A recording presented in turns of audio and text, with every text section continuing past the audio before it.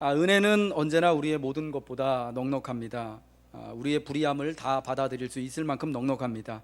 우리의 시기와 다툼을 다 덮을 만큼 충분합니다. 그 사랑에는 부족함이 없습니다. 언제나 나의 부족함과 약함을 넘치도록 채우고도 남는 것입니다. 저는 이 민수기 11장부터 지금 오늘 17장까지의 말씀을 쭉 보면서 계속해서 이스라엘 백성들이 광야에서 하나님 앞에 원망하고 불평하고 시기하고 순종치 아니하고 마침내 커다란 반역으로 나아가는 이런 그러한 일들을 계속해서 하지 않습니까? 그때마다 하나님께서 이 백성들의 죄악이 크면 클수록 더 큰 은혜로 이렇게 채워 주시는 거예요. 덮어 주시는 것입니다.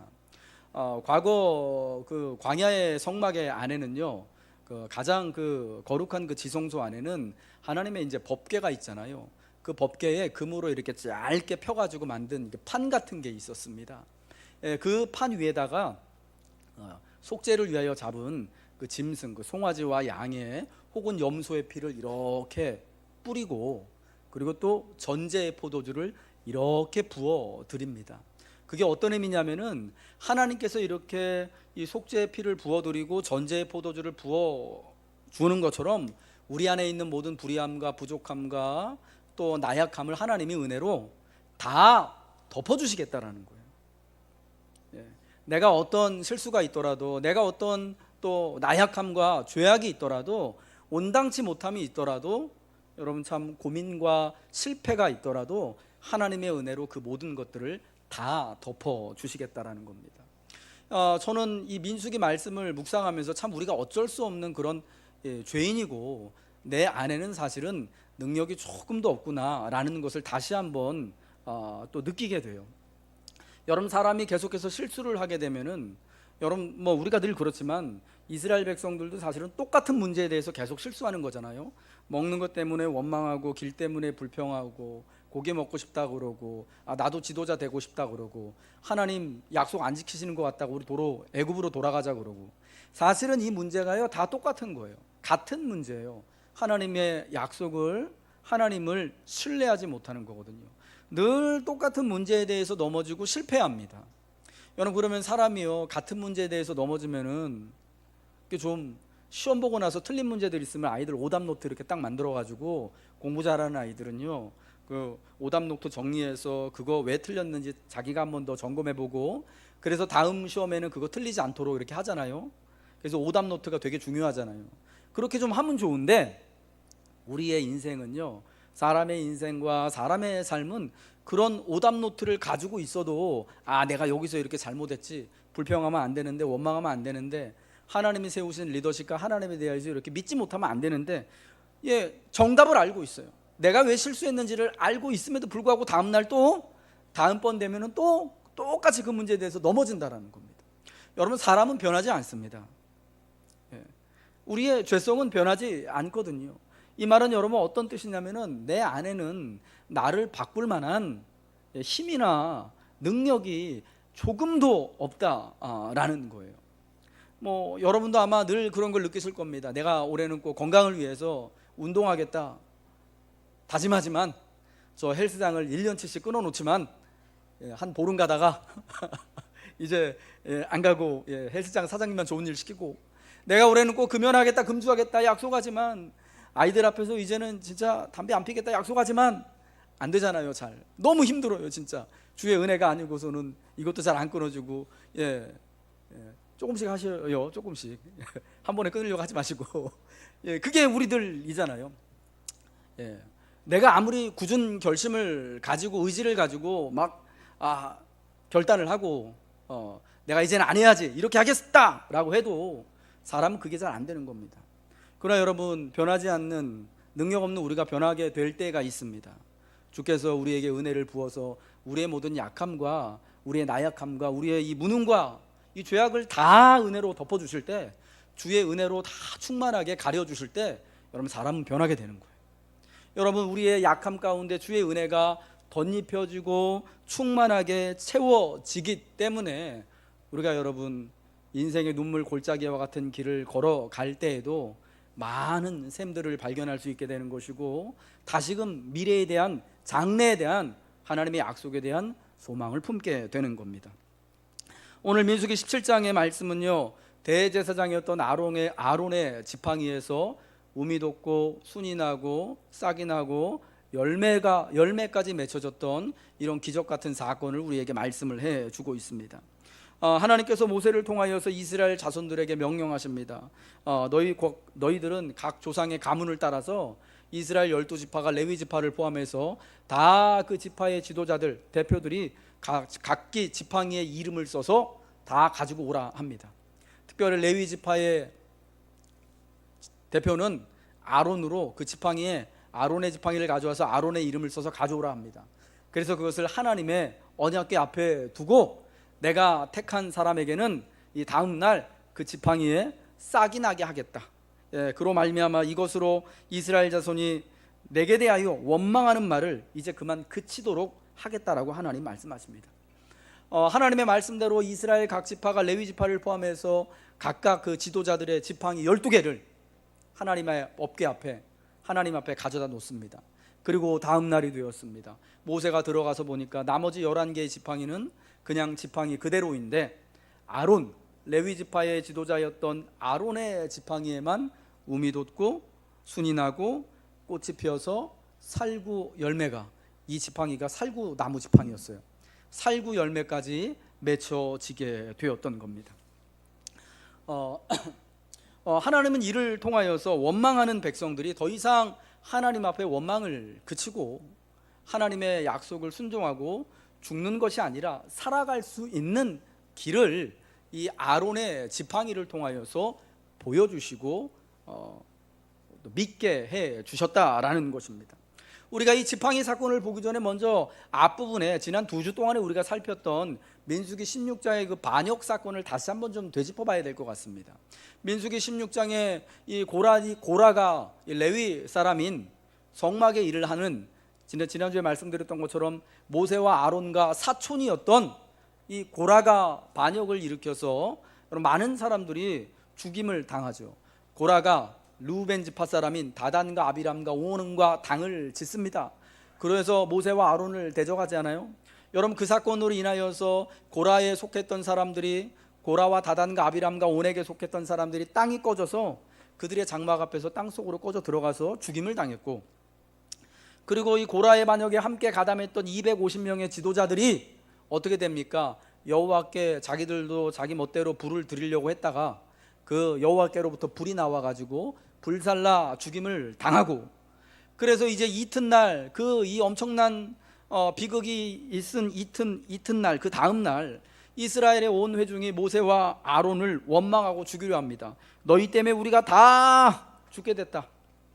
너희가 여호와의 백성을 죽였도다 하고 손을 들어서 모세와 아론을 쳐 죽이려고 할 때, 여러분, 그때 이 이스라엘 회중 가운데 전염병, 연병이 시작돼서 그 전염병으로 인하여서 14,700명이나 되는 많은 이스라엘 사람들이 그날 하루에 죽임을 당했습니다.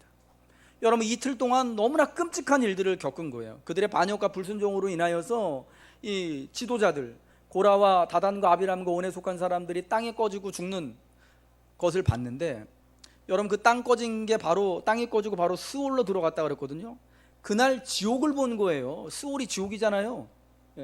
그날 지옥을 경험하고 250명이 불타 죽고 이튿날은 14,700명이나 전염병 걸려가지고 하루 만에 다 죽은 거예요. 이 모든 일을 경험하고 나서 이스라엘 백성들의 마음이 어떠냐? 오늘 본문 민수기 17장 12절 13절 말씀이 딱 그들의 그때의 심정을 대변하는 거예요. 보소서, 우리는 죽게 되었습니다. 다 망하게 되었습니다. 하나님께 가까이 가는 자, 여호와의 성막에 가까이 나아가는 자마다 다 죽사오니 우리가 다 망하여야 하리까. 다 죽게 되고 망하게 생겼다라는 거예요. 여러분, 이러한 상황 가운데 하나님께서요, 지팡이 가져오라고 명령하시고 아론의 지팡이에 우미 돋고 순이 나고 꽃이 피고 열매를 맺히는 기적을 이루신 거예요. 이 아론의 지팡이의 의의가요, 저는 두 가지가 있다라고 생각합니다. 첫 번째는 우리가 본문 본 것처럼 민수기 17장 5절에 말씀한 것처럼 하나님께서 택한 사람이 누구인지를 보여주시는 거예요. 내가 택한 자의 지팡이에는 싹이 나리니 아론의 대제사장직을 하나님이 인정해 주신 거예요. 여러분, 제사장직을 인정해 주셨다는 건 어떤 의미냐면, 야, 너희들이 이렇게 나에 대해서, 하나님께 대해서 백성들이 계속해서 원망하고 불평하고 반역하고 불순종하더라도 하나님이 아론 대제사장과 제사장들의 중보를 통하여서 이 모든 죄악들을 용서해 주시고 은혜로 덮어 주시겠다라는, 여러분, 하나님의 마음이 거기 있는 거예요. 여러분, 그래서 대제사장직과 제사장직을 하나님께서 이 17장의 지팡이를 통해서, 그리고 18장의 제사장과 레위인의 직무를 말씀하심을 통해서 계속 얘기를 하시는 거예요. 왜 뜬금없이 여러분 전염병으로 죽고 난 다음에 아론 지팡이 얘기를 하고, 그 다음에 18장에는 우리가 이제 그 다음 주에 보겠지만은 제사장 얘기들 나오거든요. 제사장의 직분을 어떻게 감당하고, 제사장이 어떻게 예배를 드리고, 제사장에게 소득의 11조를 어떻게 드리고, 그 소득의 11조에서 제사장은 또 어떻게 하나님 앞에 11조를 드리고, 이런 얘기들을 왜 하는 거냐면은 하나님의 제사장이라는, 대제사장이라는 직분을 이렇게 딱 세워 주시는 것을 통해서 너희가 어떤 원망을 하더라도, 너희가 어떤 불평과 실패를 하더라도, 믿음의 실패를 하더라도 내가 너희의 모든 것들을 다 덮고 새롭게 해주시겠다라는 하나님의 약속이 이 아론의 지팡이를 통하여서, 제사장직을 통하여서 하나님께서 말씀하신다라는 겁니다.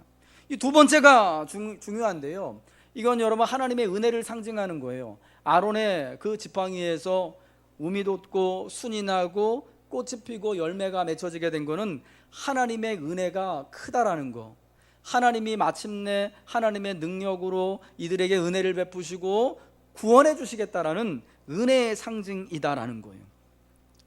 여러분, 이 엄중한 반역 사건이 레위인을 포함해서 가장 거룩해야 되는 하나님의 성막 입구에서 일어났습니다. 거기서 하나님을 예배하고 기도해야 되는 장소에서 제일 심각한 반역 사건이 일어났어요. 여러분, 그 일로 인하여서 땅이 갈라져 죽고 불에 타 죽고 전염병으로 14,700명이나 죽었습니다. 이런 상황을 겪으면서 우리가 다 죽게 됐습니다. 다 망하게 됐습니다.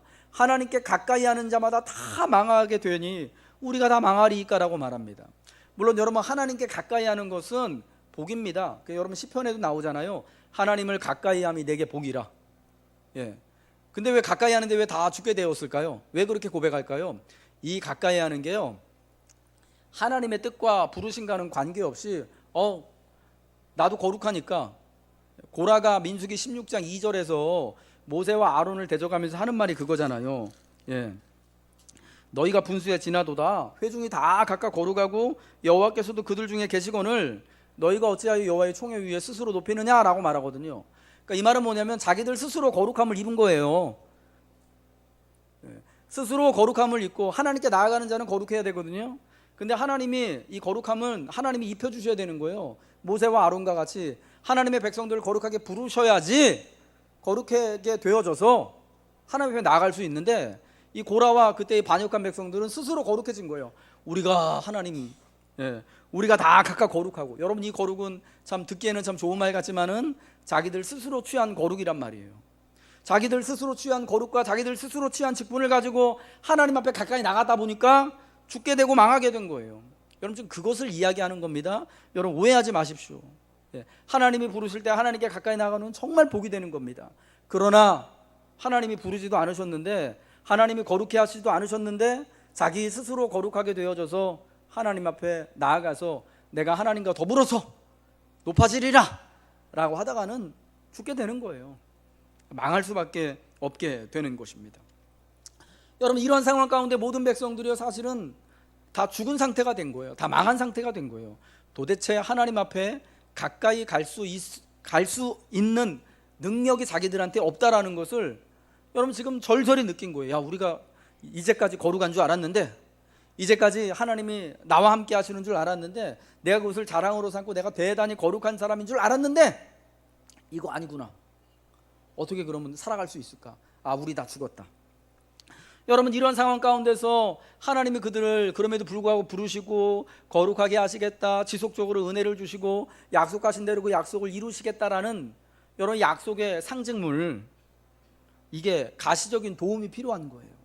그래서 모세에게 지팡이 가져오라고 명령을 하시고, 제사장이었던 이 아론의 지팡이, 여러분 거기에 우미 돋고 순이 나고 또 꽃이 피고 마침내 열매를 맺히도록 여러분 은혜를 베풀어 주신 겁니다.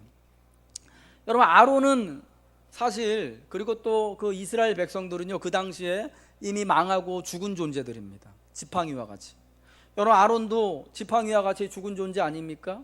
지금 이스라엘 백성들 하나님 앞에 모세를 통해서 우리가 다 망하게 됐습니다. 죽었습니다. 이미 죽고 망한 존재들입니다. 여러분 지팡이에 무슨 생명이 있겠습니까?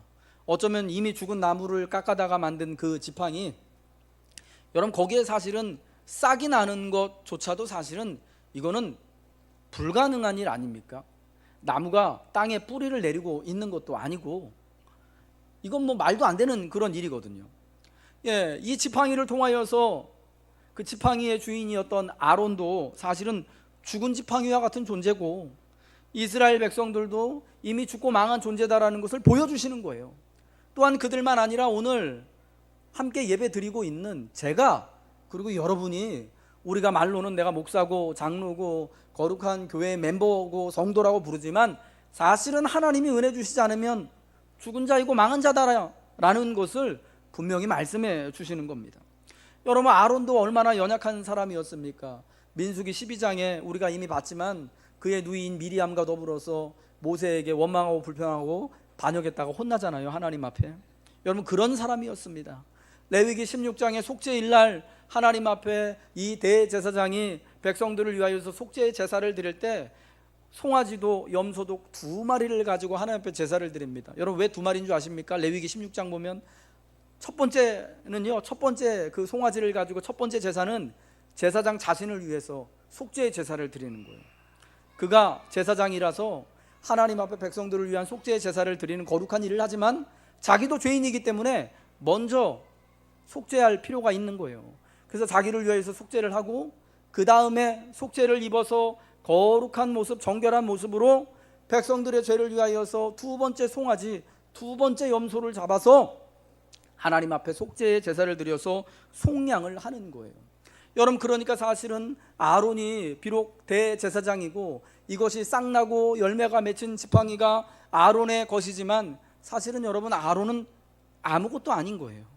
아론을 들어서 이 거룩한 제사장의 직분을 맡기신 하나님, 그 아론의 죽은 지팡이에 싹이 나게 하고 꽃이 피게 하고 열매를 맺게 하시는 하나님의 은혜로 말미암아 죽은 우리가, 망한 우리들이 다시금 살아갈 수 있는, 다시금 하나님의 능력을 입고 은혜를 누릴 수 있는, 다시금 그 약속을 성취할 수 있는 그 은혜의 때를 사모할 수 있게 되었다라는 겁니다.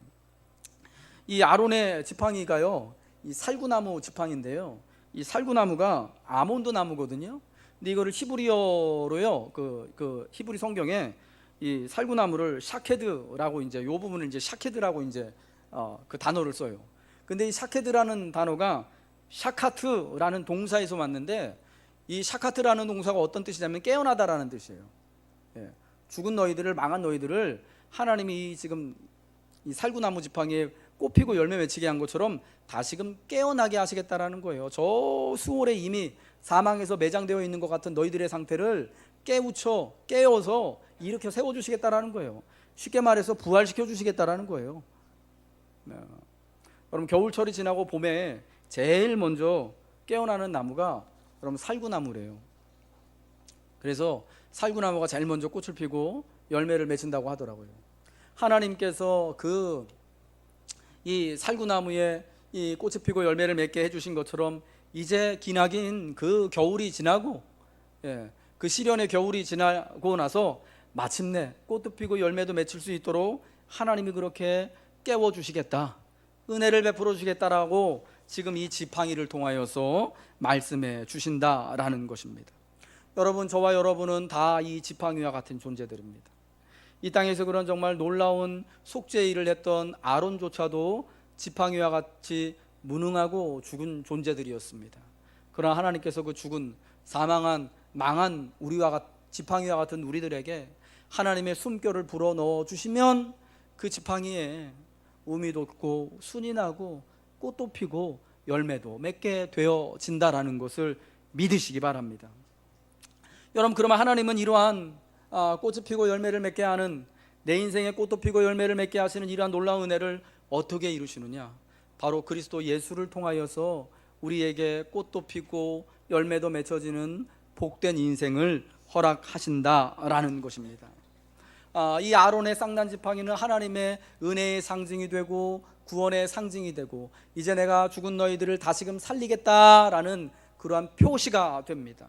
여러분, 이러한 말씀을 따라서 이제 구약의 선지자들은요, 하나님이 우리에게 새롭게 하여 주실 은혜를 주실 것이다 라고 고백하게 됐습니다.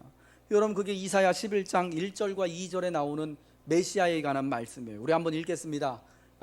시작. 이새의 줄기에서 한 싹이 나며 그 뿌리에서 한 가지가 나서 결실할 것이요 그의 위에 여호와의 영 곧 지혜와 총명의 영이요 모략과 재능의 영이요 지식과 여호와를 경외하는 영이 강림하시리니.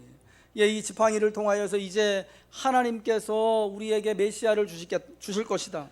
죽은 지팡이와 같은 우리들에게 싹이 나고 열매를 맺혀주는 바로 하나님의 메시아를 통하여서 죽은 막대기 같은 우리 이스라엘 백성들을, 하나님의 백성들을 새롭게 하실 것이다 라는 약속을 대대에 받게 된 거예요. 여러분, 그리하여 마침내 우리 주님께서 이 땅에 오셔서 우리를 위한 의의 열매가 되어주시고 마침내 죽은 우리를 위하여서 우리의 인생과 구원을 위하여서 꽃피고 열매 맺혀주는 여러분 그러한 놀라운 은혜를 이루신 것입니다. 여러분, 그것이 히브리서 9장에 1절부터 사실은 12절까지 쭉 나와 있습니다. 한번 우리 히브리서 9장 4절의 말씀 한번 찾아보겠습니다. 화면에는 안 나올 텐데요. 먼저 우리 히브리서 9장 4절의 말씀, 성경으로 361페이지입니다. 찾으셨습니까? 히브리서 9장 4절 같이 읽겠습니다. 시작. 금향로와 사면을 금으로 싼 언약궤가 있고 그 안에 만나를 담은 금 항아리와 아론의 쌍난 지팡이와 언약의 돌판들이 있고. 아멘. 히브리서 9장은요, 예수님께서 예수님이 하늘의 참 성막 되어 주신다라는 것을 말씀하고 있습니다. 직접 하나님께서 지으신 영원히 변하지 않는 성막, 영원히 변하지 않는 구원의 제사가 바로 예수님이라고 말씀합니다. 그러면서 히브리서 9장 4절에 그 첫 성막에 있었던 그 언약궤, 금향로가 들어있던 언약궤, 그리고 이제 그 안에 만나를 담은 금 항아리와 아론의 쌍난 지팡이가 있었다라고 말하는데, 여러분, 이 세 가지를요, 히브리서 기자와 그리고 이때부터 모든 신약의 사도들과 교회는요 어떻게 해석을 했냐면, 그때 이제 그 성막에 있었던 만나는 생명의 떡 대신 예수 그리스도를 예표하는 것으로, 이 언약의 두 돌판은 생명의 말씀이신 예수 그리스도, 예수님의 말씀을 가르치는 것으로, 그리고 아론의 쌍난 지팡이는 그리스도의 제사장직, 특별히 그리스도의 부활을 상징하는 것으로 그렇게 고백하고 받아들이게 되었다라는 겁니다. 여러분, 그날 광야에서 이 14,700명이나 죽는 이 반역과 연병으로 인하여서 죽어날 때 하나님이 아론의 대제사장직으로 말미암아 또 그 지팡이를 하나님께서 이렇게 또 보여주심으로 인하여서 그들을 구원하시겠다라고 약속하신 것처럼 오늘 이제 우리가 어떻게 다 구원함을 받느냐? 바로 우리를 위하여서 구원의 첫 열매 되어 주신 그리스도 예수의 십자가와 부활을 믿는 믿음으로 말미암아 예수님 때문에 이미 죽은 지팡이와 같은 우리가, 이미 사망과 망한 가운데 있는 우리가, 아무 능력 없는 우리가 이제 구원을 받고 거듭나게 되어지고 변화되어서 마침내 우리의 인생이 꽃피고 열매 맺는 복된 하나님이 주신 인생이 될 수 있게 되었다라는 겁니다. 성도 여러분, 언제나 이렇듯 주님의 은혜가 더 큰 것입니다. 우리의 죄악이 점점 커지고 세질수록 여러분 그것을 덮어주시는 하나님의 은혜가 점점 더 든든하여지고 넘쳐나는 거예요. 그래서 마침내 우리의 모든 것들을 다 덮고도 충만하게 남을 만한 그리스도 예수의 부활하심의 그 은혜로 말미암아 이제 저와 여러분의 구원이, 우리의 삶이 주님 안에서 온전하게 흔들리지 않고 확정이 되어진 것입니다. 여러분, 그럼에도 불구하고 우리는 순간순간 살아가면서 하나님, 내가 다 망하게 됐습니다, 나 이제 정말 죽은 나무지팡이 같아요 라고 말할 수밖에 없잖아요. 순간순간 무너지는 나의 믿음 때문에. 오늘 여러분, 이 땅에서 내가 조금 좋은 직장과 좋은 집에 살지 못해서 진짜 하루가 멀다 하고 오르는 저 전셋값 어떻게 할 수가 없어서, 또 우리 아이들 참 내가 부모가 돈 없고 힘 없고 백 없어서 어떻게 인생에서 가이드해 줄 수 없어서 그런 아이들 안타까운 모습 볼 때마다 하나님, 나는 진짜 망한 사람 같습니다. 나는 소망이 없습니다. 나 죽은 사람 같아요 라고 말할 수밖에 없잖아요. 여러분, 하나님이 우리의 그러한 고백을 들으시는 거예요. 그날 그 광야에서 이스라엘 백성들의 그 고백을 듣고 하나님께 가까이 하는 자마다 다 죽고 망하게 되었습니다. 우리가 다 죽게 되었고 망하게 됐는데 하나님 어떡하죠? 라고 하는 그들의 부르짖음을 듣고 하나님이 다시금 살아갈 수 있는 길을 보여주셨습니다. 은혜로 채워주셨습니다. 이와 같이 우리도 내가 망하게 되었음을, 내가 이미 죽은 자와 같이 방불하게 되었음에도 불구하고 나의 구원을 위한, 우리의 구원을 위한 첫 열매 되신 그리스도 예수로 말미암아 우리가 예수를 묵상하고 붙들고 우리의 눈물의 인생 골짜기를 지나칠 때마다 살아갈 수 있는 은혜, 꽃이 피고 열매를 맺을 수 있는 은혜를 주님이 허락해 주신다라는 겁니다. 여러분, 이와 같은 분명한 예가 성경에는 나와 있습니다. 시편 84편은요 고라 자손들이 부른 시편으로 알려져 있습니다. 시편에는 이 84편뿐만 아니라 여러 편의 시편들이 고라의 후손들이 지었고 불렀다라고 표제어가 붙어있는 시편들이 많습니다. 특별히 여러분, 이 시편을 우리 같이 한번 우리 처음부터 한번 읽어보도록, 우리도 한번 또 진심을 담아서 한번 84편을 한번 같이 한번 읽어봅시다. 한번 띄워주시죠. 시작. 만군의 여호와여, 주의 장막이 어찌 그리 사랑스러운지요. 내 영혼이 여호와의 궁정을 사모하여 쇠약하며 내 마음과 육체가 살아계시는 하나님께 부르짖나이다. 나의 왕, 나의 하나님, 만군의 여호와여, 주의 제단에서 참새도 제 집을 얻고 제비도 새끼둘 보금자리를 얻었나이다. 주의 집에 사는 자들은 복이 있나니 그들이 항상 주를 찬송하리이다. 셀라. 주께 힘을 얻고 그 마음에 시온의 대로가 있는 자는 복이 있나이다. 그들이 눈물 골짜기로 지나갈 때에 그곳에 많은 샘이 있을 것이며 이른 비가 복을 채워주나이다. 그들은 힘을 얻고 더 얻어 나아가 시온에서 하나님 앞에 각기 나타나리이다. 만군의 하나님 여호와여, 내 기도를 들으소서. 야곱의 하나님이여, 귀를 기울이소서. 셀라. 우리 방패이신 하나님이여, 주께서 기름 부으신 자의 얼굴을 살펴보옵소서.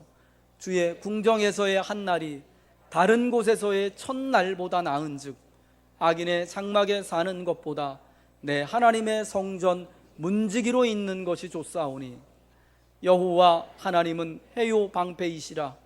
여호와께서 은혜와 영화를 주시며 정직하게 행하는 자에게 좋은 것을 아끼지 아니하실 것임이니이다. 만군의 여호와여, 주께 의지하는 자는 복이 있나이다. 아멘. 여러분, 이 84편의 시편 여러분 우리 같이 지금 읽고 고백했는데 어떤 느낌이십니까? 어떤 상황에서 이 고라 자손들이 시편 84편을 노래했을까요? 그들이 인생의 눈물 골짜기를 지나갈 때예요. 악인의 장막에 억울하게 끌려가서 거기서 종살이 할 때 부른 거예요. 주님, 악인의 장막에 거하는 것보다 내가 내 하나님 전에 문지기로 있는 걸 택하겠습니다. 하나님, 한 날이라도 좋으니 하나님 성전에서 과거에 우리 조상들이 그랬던 것처럼 내가 주의 성전에서 힘들지만 봉사하며 섬기며 거기서 살고 싶습니다. 여러분, 그렇게 고백한 겁니다.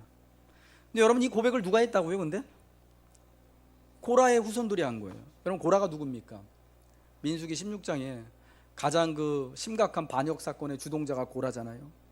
여러분, 그래서 어떻게 했습니까? 하나님이 고라와 함께 반역한 사람들을 또 그들이 옳지 않다라는 것을 보여주시기 위해서 평범한 방법도 아니고 땅이 갈라져서 저 바닥에 지옥 수월로 바로 다이렉트로 하이패스로 들어가서 죽임당한 사람들이 고라와 함께 반역했던 사람들입니다. 다단과 아비람과 온의 그 식구들이요, 각각 식구들을 데리고 장막에 서 있다가 장막이 갈라져서 다 죽었어요. 여러분, 고라도 그렇게 죽었을 것 같잖아요. 그런데 고라 자손 중에 살아남은 사람들이 있었던 거예요. 여러분, 이게 참 은혜 아닙니까? 그리고 나서 이튿날 전염병으로 14,700명 죽는 데서도 이 사람들이 안 죽었어요. 사실은 죽으려면은 제일 먼저 죽어야 되는 사람 아닙니까? 땅 갈라져서 그 아버지 고라하고 같이 들어가야 돼요. 아들들이, 자손들이. 혹은 그때 하나님이 깜빡하고 이 사람들을 심판하지 않았다면은 그 다음날 전염병 돌았을 때 제일 먼저 죽어야 되는 거예요. 그런데 그들이 살아남았습니다. 하나님이 다 망하게 하지 않으셨어요. 그리고 그들이 남아서 지금 많은 세월이 흐른 다음에 이스라엘의 그 아름다운 시편의 고백들, 84편과 같은 하나님 주의께 힘을 얻고 그 마음에 시온의 대로가 있는 자는 복이 있습니다. 그들이 눈물 골짜기로 지나갈 때 그곳에 많은 샘이 있을 것이며 이른 비가 복을 채워주나이다. 주의 성전을 통하여서 내가 이러한 은혜를 누립니다 라고 고백한 여러분, 그런 사람들이 된 거예요. 여러분, 그들의 아버지 조상인 고라는요, 성막 섬기는 일이 싫어서 제사장들을 도와 성막에서 봉사하는 일이 싫어가지고, 쟤나 나나 사촌인데, 고라하고 모세하고 아론이 사촌지간이라고 말씀드렸잖아요. 사촌들은 폼나게 지도자하고 대제사장하고 제사장 하는데 나는 무거운 짐이나 날르고 막 시키는 일이나 하고, 그게 불만이어서 나도 제사장 하고 싶고 나도 지도자 하고 싶다. 한마디로 하나님이 나한테 봉사의 직무 주신 거 나 이거 싫다, 귀찮아, 성막에서 이렇게 섬기는 게 뭐가 유익이냐라고 말했던 사람인데, 여러분, 그의 후손은 어떻다고요? 주의 궁정에서의 한 날이 다른 곳에서 첫날보다 나은즉 나 하나님 전에 문지기로 있는 것이 악인의 장막에 거하는 것보다 훨씬 좋습니다. 내가 고되게 성막에를 봉사하며 별건 나한테 유익이 없을지라도 나 하나님 앞에 있을 거예요 라고 고백하는, 여러분, 그러한 믿음을 고백하는 사람들이 됐던 겁니다. 여러분, 이런 은혜가 어떻게 생겼을까요? 하나님이요, 고라의 후손들을 정말 말할 수 없는 그의 은사로 덮어주신 거예요. 여러분, 그래서 고린도 후서 9장 15절에서의 바울 사도가 마지막에 이렇게 말해요. 말할 수 없는 그의 은사로 말미암아 나는 하나님께 감사하노라. 진짜 어떻게 말로 표현할 수 없는 하나님의 은혜라고밖에 말할 수 없는 거죠. 고라의 후손들을 남겨주셔서 여전히 하나님의 성막에서 봉사할 수 있도록, 내가 여기서 문지기 하더라도 봉사 일을 하더라도 하나님 앞에서 내가 힘을 얻습니다. 인생의 눈물 골짜기를 지날 때라도 하나님 때문에 내가 샘을 발견하고 유익을 얻으며 은혜로 채워져 삽니다. 내가 사망한 자나 죽은 자와 망한 자와 진비 없지만 나를 사랑하시는 하나님 때문에 다시 삽니다 라고 고백하는 거예요. 여러분, 우리가 사실 다 아론의 그 지팡이와 같은 자들 아닙니까? 고라의 후손들 같은 사람들 아닙니까? 다 하나님께 대하여 대적하고 불순종하고 아무 능력도 힘도 내가 나를 구원하기 위해서, 내 삶을 조금이라도 유익하게 바꾸기 위해서는 내게 어떤 능력도 의지도 없는 자들입니다. 그러나 그러한 우리들에게 하나님이 찾아와 주시고 우리의 죄가 더 깊을수록 하나님의 은혜를 더 충만하게 채워주시고 가려주시는 것입니다. 내 편에서의 요청이 아닌 오직 은혜 베푸시길 원하시는 주님으로 말미암아 넘치는 은혜를 따라 살아가는 겁니다. 죽은 나무와 같은 나를 다시금 살리셔서 생명의 꽃과 열매를 맺혀주시길 이 시간 우리 주님의 이름으로 간구합시다.